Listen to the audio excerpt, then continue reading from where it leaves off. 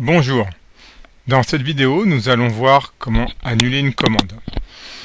Il arrive que l'on ait créé plusieurs commandes et que l'on ne soit pas allé au bout, situation à la fois que vous allez rencontrer en vous entraînant et situation qu'on rencontre en entreprise où on peut avoir une commande client qui n'a pas abouti pour diverses raisons.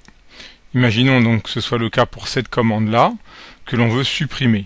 On va double-cliquer dessus et on voit que l'on peut soit l'afficher, soit modifier la commande.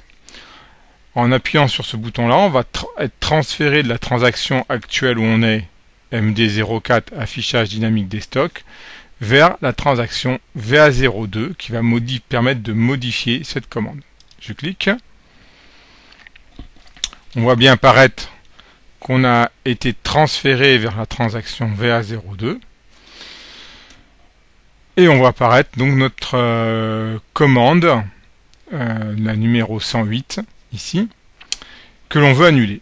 Pour annuler, il y a ici un bouton qui s'appelle refus de document, qui va permettre d'annuler la commande client et qu'elle n'apparaisse plus dans l'affichage dynamique des stocks.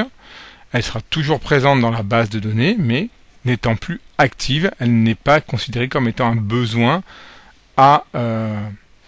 pour lequel il faut avoir qui peut créer des ordres de fabrication, donc un besoin pour un client que l'on doit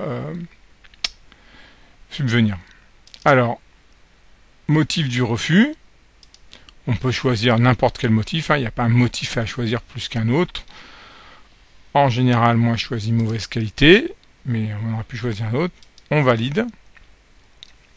Et là, il nous suffit d'enregistrer pour que cette commande vienne disparaître de l'affichage dynamique des stocks. Donc là, on ne le voit pas encore, puisqu'à chaque fois qu'on fait une manipulation, il va falloir venir actualiser ici, rafraîchir la page. Voilà, la commande a disparu, elle n'est plus active, elle n'est plus dans l'affichage dynamique des stocks, elle ne correspond plus à un besoin.